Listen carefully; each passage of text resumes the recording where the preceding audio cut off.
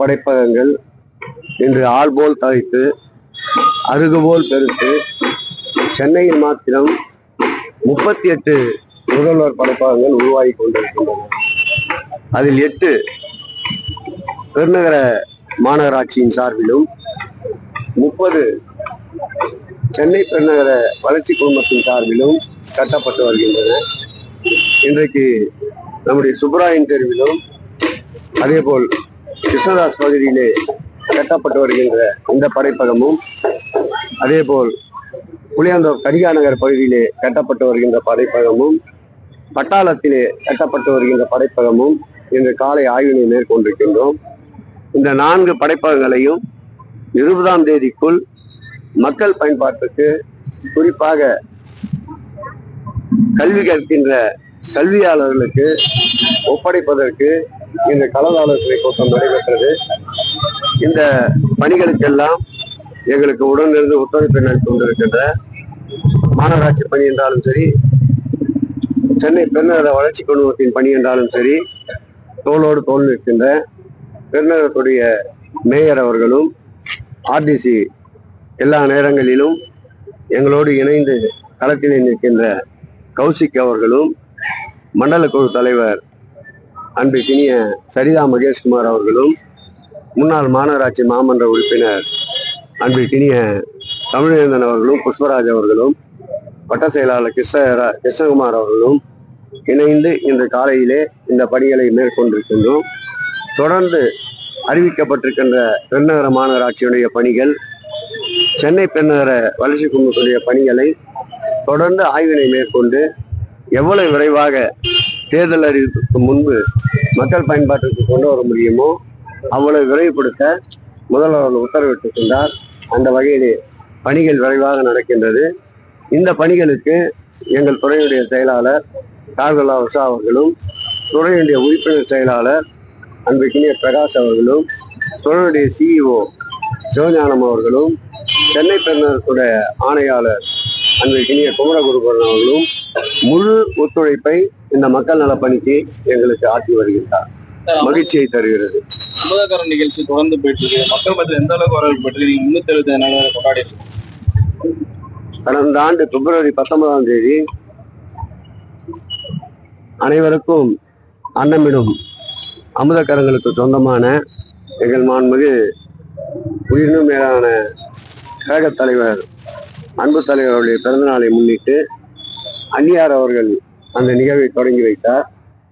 350 நாளை கடந்து ஆண்டு இறுதியை எட்ட இருக்கின்றது. வருகின்ற 19ஆம் தேதி ஓராண்டு நிறைவு பெறுகிறது.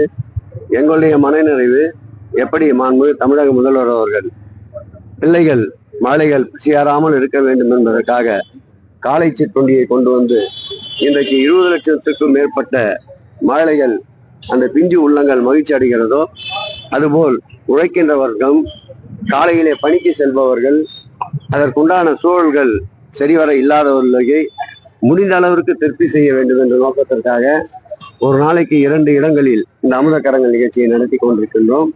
ஒவ்வொரு இடத்திலும் 500க்கும் மேற்பட்டவர்கள் அதில் பலனடைகிறார்கள். அதுவும் தரமான உணவு வழங்கப்பட்டு வருகின்றது. அந்த வகையிலே அந்த வயதார மகிழ்ச்சியோடு செல்பவர்கள் வாழ்த்துவது மென்மேலும் எங்கள் முதல்வருக்கு ஆயுளையும் ஆரோக்கியத்தையும் கூட்டும் என்ற நம்பிக்கையில் மேலும் இந்த பணியை வேறு கோணத்தில் இந்த பிறந்த நாளுக்கு தொடங்க இருக்கின்றோம். 125 நாள் வேலைவாய்ப்பு திட்டத்தை தமிழக அரசு சீர்குலைக்க முயற்சிப்பதாக எதிர்கட்சி தலைவர் சொல்லியிருக்காங்க. தொடர்ந்து ஆர்ப்பாட்டமும் அறிவிச்சிருக்காங்க. அவர் நாட்டுல என்ன நடக்குதுன்னு தெரியல. அவருக்கு முதல்ல சட்டமன்றத்துல இருக்கும்போது ஒரு நிலைப்பாடு, சட்டமன்றத்திற்கு வெளியே பேசுகின்ற போது ஒரு நிலைப்பாடு, பாரதிய ஜனதாவோடு முழுக்க கூட்டணி என்று முடிவாகின்ற போது ஒரு நிலைப்பாடு, அறகுறையாக இழுத்து கொண்டிருக்கும் போது ஒரு நிலைப்பாடு, சந்திக்க செல்லுகின்ற போது ஒரு தடவை முகமுடியோடு, மறு தடவை சந்திக்க செல்லும் போது முகமுடி இல்லாமல் செல்வது, 125 நாள் அந்த வேலை வாய்ப்பு என்பது வறுமை கோட்டிற்கு கீழே இருப்பவர்களுடைய வாழ்வாதாரத்திற்கு ஒரு மிகப்பெரிய முதுகெலும்பாக இருக்கின்ற அந்த திட்டம். அந்த திட்டத்தை சீர்குலைத்து பல்வேறு சரத்துக்களை அந்த திட்டத்திலே கொண்டு வந்து சேர்த்து மக்களை ஏமாற்றுவதற்காக 100 என்பதை 125 ஆக்கியிருக்கின்றார். உண்மையிலே ஏற்கனவே இந்த திட்டத்தை சீர்குலைத்த ஒன்றிய அரசை கண்டித்துத்தான் எடப்பாடி பழனிசாமி அவர்கள் போராட வேண்டுமே தவிர அந்த திட்டத்தை வலுப்படுத்த வேண்டும், செம்மைப்படுத்த வேண்டும் என்று போராடி கொண்டிருக்கின்ற எங்கள் முதல்வரின் பின்னால் தான் அவர் நிற்க வேண்டும். இந்த மாதம் இறுதியில் தமிழகம் வரக்கூடிய பிரதமர் திருப்பரங்குன்றம் கோவிலுக்கு செல்வதாக மகிழ்ச்சி. அவருக்கு கூட தமிழகத்திலே இருக்கின்ற இறைவனைத்தான் வழிபட வேண்டும் என்ற எண்ணம் தோன்றியதற்கு தமிழகத்திலே இருக்கின்ற முருகர்கள் அவ்வளவு சக்தி வாய்ந்தவர்களாக இருக்கின்றார்கள். இவர்கள் எவ்வளவுதான் சுத்தி சுத்தி வந்தாலும் தேர்தலிலே வேலெடுத்து பார்த்தார்கள், திருப்பரங்குன்றத்திலே கையிலே எடுக்க பார்த்தார்கள், மாநாடு முருகர் பக்தர்களை நடத்தி பார்த்தார்கள். ஆனால் என் அப்பன் தமிழ் கடவுள் முருகன் எங்கள் முதல்வரோடு தான் கைகோர்த்து கொண்டிருக்கின்றார். ஆகவே வருகின்ற பிரதமருக்கு வைக்கின்ற வேண்டுகோள், அறுபடை வீடையும் சுற்றி பார்க்கட்டும், அதில் குறிப்பாக பழனியை சென்று பார்க்கட்டும், நிர்வாகம் எப்படி இருக்கின்றது என்பதை தெரிந்து கொள்ளட்டும். அதே போல் சமீபத்தில் குடமுழுக்கு முடிந்த திருச்செந்தூரை போய் சுற்றி பார்க்கட்டும், நிர்வாகம் எப்படி இருக்கிறது என்று தெரிந்து கொள்ளட்டும். அறுபடை வீட்டுக்கும் சென்று வர பிரதமருக்கு கோரிக்கை வைக்கிறேன். திருச்செந்தூர் கட்டுமான பணிகளை எப்போது நிறைவடையும்? மேக்சிமம் 80% மேலாக நிறைவடைந்து விட்டது.